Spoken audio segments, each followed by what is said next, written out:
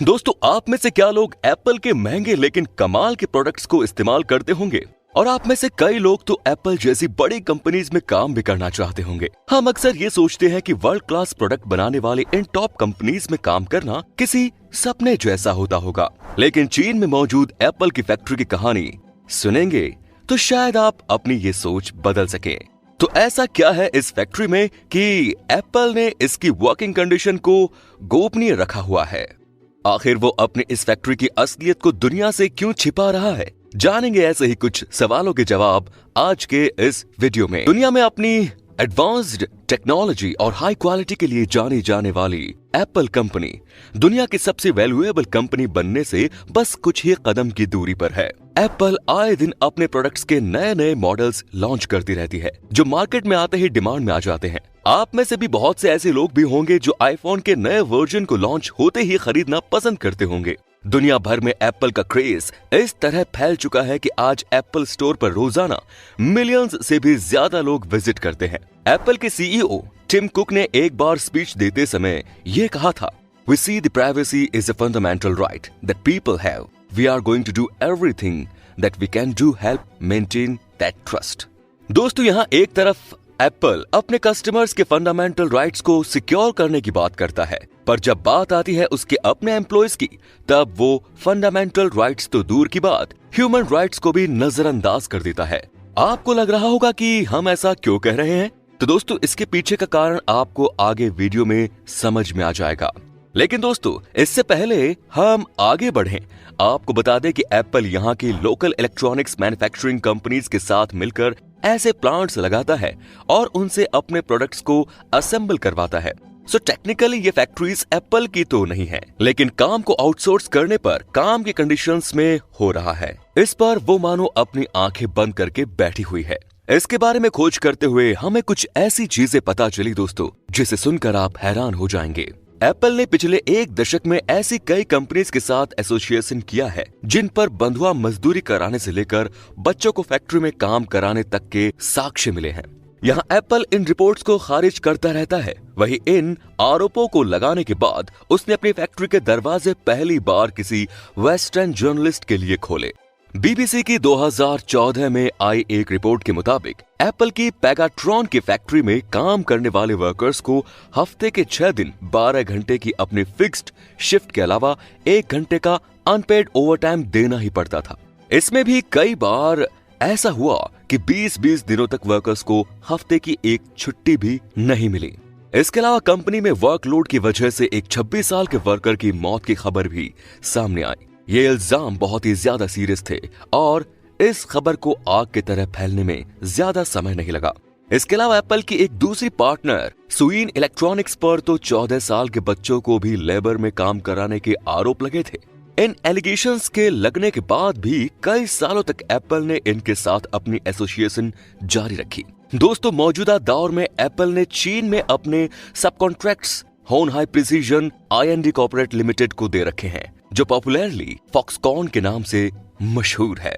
Foxconn world के top electronics brand जिसमें Samsung, del और एप्पल के लिए प्रोडक्ट्स बनाता है। आपको ये भी जानकर हैरानी होगी दोस्तों कि लगभग 13 लाख की वर्कफोर्स के साथ फॉक्सकॉन चाइना का सबसे बड़ा एम्प्लॉयर भी है। दुनिया के करीब करीब आधे आईफोन्स, जिनका आंकड़ा करोड़ों में है, ज़ेंजोहू में स्थित फॉक्सकॉन की इसी फैक्ट्री में मैन्युफैक्चर होते हैं। ज़ेंजोहू के बारे में आपको बता दें कि ऐतिहासिक तौर पर यह चीन का एक पिछड़ा हुआ प्रांत है। यहाँ गरीब और बेरोजगारी बहुत थी। यहाँ के लोकल फॉक्सकॉन के इस प्लांट को आईफोन सिटी कहते हैं, जो इसके आकार और फैसिलिटी को देखकर कहना गलत लगता भी नहीं है। 3.5 लाख से ज्यादा लोग एप्पल की इस फैक्ट्री में काम करते हैं, जिनमें से ज्यादातर लोग इसी कॉम्प्लेक्स में मौजूद डॉर्मिटोरीज में रहते हैं। ऐसी फैक्ट्रीज में वहां काम कर रहे वर्कर्स को नॉर्मल रूल रेगुलेशंस तो फॉलो करने ही पड़ते हैं, लेकिन यहाँ ऐसे भी कई नियम है जो आसानी से गले के नीचे नहीं उतरते। इन्हीं रूल्स में से एक रूल इनकी यूनिफॉर्म से जुड़ा है। फैक्ट्री में हर सुबह किसी स्कूल की तरह एक डिसाइडेड ड्रेस कोड, जिसमें गुलाबी जैकेट, नीली टोपी और प्लास्टिक की चप्पल शामिल है। ये पहनकर सुबह के रोल कॉल में शामिल होना सभी वर्कर्स के लिए कंपल्सरी है। यहाँ आईपैड के जरिए सभी के चेहरे को स्कैन किया जाता है, जिसके बाद इन सभी को एक मेटल डिटेक्टर से भी गुजरना पड़ता है। एप्पल कंपनी अपने आने वाले प्रोडक्ट से जुड़ी किसी भी तरह के इंफॉर्मेशन को लीक होने से बचाने के लिए यहाँ हाईटेक सिक्योरिटी रखती है। यहाँ तक कि फैक्ट्री के अंदर लगभग 90 फुटबॉल के फील्ड के साइज का एरिया एप्पल के सिर्फ उन नए प्रोडक्ट्स से जुड़ी एक्टिविटीज के लिए बनाया गया है जिसके बारे में अभी कोई नहीं जानता। नए आईफोन के लॉन्च के वक्त ये फैसिलिटी एक दिन में ही 5 लाख आईफोन्स बनाने की क्षमता रखती है। लेकिन क्या आप जानते हैं कि इतने बड़े स्टॉक को तैयार करने के लिए वर्कर्स को किन किन शारीरिक और मानसिक टॉर्चर से गुजरना पड़ता है? बाहर से देखकर हमें इसके अंदर चल रही एक्टिविटीज के बारे में पता नहीं चलता, लेकिन ऐसी कई रिपोर्ट्स आई हैं जिनमें यह सामने आया है कि एप्पल की इस फैक्ट्री में लेबर राइट्स की जम के धज्जियां उड़ाई जाती हैं। वॉच एजेंसी के मुताबिक इस फैक्ट्री में काम करने वाले वर्कर्स की एक महीने की औसत सैलरी 2000 युआन है, जो भारतीय मुद्रा में करीब 22,000 रुपए के आसपास होती है, जबकि उनके द्वारा बनाए गए एक आईफोन की कीमत ही मार्केट में 70,000 रुपए से ज्यादा है। ये सैलरी वर्कर्स के किए गए प्रोडक्शन के कंपैरिजन में काफी कम है। चीन में फैक्ट्री खोलने का सबसे बड़ा कारण ये चीप लेबर ही है, क्योंकि एप्पल अमेरिका में अपने वर्कर्स के साथ ऐसा कभी नहीं कर पाता। इस फैक्ट्री में हर वर्कर पूरा आईफोन नहीं बनाता, बल्कि फोन के बनने के पूरे प्रोसेस को यहाँ 400 सबस्टैक्स में बांट रखा है और हर वर्कर इन सबस्टैक्स में से कोई एक ही परफॉर्म करता है, घंटे दर घंटे, महीने दर महीने। ये टास्क एक सिंपल सोल्डरिंग से लेकर स्क्रूज फिट करने तक कुछ भी हो सकता है। दोस्तों, इस फैसिलिटी की ये बातें दुनिया के सामने तब आई जब 2017 में एक न्यूयॉर्क यूनिवर्सिटी के एक स्टूडेंट देजियांग जियांग ने अंडरकवर जाने का फैसला किया और वो भी इस फैक्ट्री में लाखों दूसरे वर्कर्स की तरह रिक्रूट हो गया। देजियांग ने 6 हफ्ते के अपने अनुभव के बारे में बताया कि वो एक ही काम घंटों घंटों तक करके बोर हो चुका था और अगर वो जरा भी आराम करने की सोचते तो उनकी सुपरवाइजर उन पर चिल्लाता था। इसके अलावा ओवरटाइम के बारे में उन्होंने बताया कि न सिर्फ ओवरटाइम यहाँ कंपल्सरी है, बल्कि वर्कर को उसके पैसे भी नहीं मिलते। काम कर रहे वर्कर्स कैंपस में ही मौजूद डॉर्मेट्रीज में रहते हैं। यहाँ फर्स्ट फ्लोर पर 100 से भी ज्यादा रूम्स होते हैं और हर कमरे में 8 वर्कर्स रहते हैं। साथ ही सभी के इस्तेमाल के लिए कॉमन बाथरूम और टॉयलेट्स भी हैं। फैक्ट्री में काम कर रहे वर्कर्स की खराब वर्किंग कंडीशन की बात भी तब सामने आई जब एप्पल के सीईओ टिम कुक फॉक्सकॉन में विजिट के लिए आए थे। असल में टिम कुक जेनजो टेक्नोलॉजी पार्क में आए थे, जहां 1,20,000 से भी ज्यादा वर्कर्स काम कर रहे थे। तब फॉक्सकॉन में हो रहे लगातार सुसाइड के इंसिडेंट्स ने सारा ध्यान वहां काम कर रहे वर्कर्स की वर्किंग कंडीशन पर फोकस किया। कंपनी की इमेज को खराब होता देख कंपनी ने ये अनाउंस किया कि वो अमेरिकन फेयर लेबर एसोसिएशन से जुड़े इंडिपेंडेंट इंस्पेक्टर को हायर कर रही है, ताकि वो कंपनी की वर्किंग कंडीशन और सिक्योरिटी से जुड़ी बातों की जांच कर सके। लेकिन जिसका डर था वही हुआ। इस इन्वेस्टिगेशन का रिजल्ट कंपनी के फेवर में नहीं आया और इस बात का खुलासा हुआ कि कंपनी वर्कर्स को एक हफ्ते में 60 घंटों से कहीं ज्यादा काम कराती है और कई बार उनसे एक हफ्ते में बिना किसी ब्रेक के 7 दिन काम कराती है, जो कि पूरी तरह से लेबर लॉ का वायलेशन है। इसके अलावा कभी कभी इन मजदूरों को ओवरटाइम भी कराया जाता है, पर उसके पैसे नहीं दिए जाते। इसी तरह की और भी परेशानियां, जैसे कि सेहत से जुड़ी हुई या फिर कंपनी में काम करते समय सुरक्षा की गारंटी नहीं। आपने ये तो सुना ही होगा कि जब पूरा वक्त आता है तब कुछ भी काम नहीं आता। ऐसा ही कुछ एप्पल के साथ भी हुआ।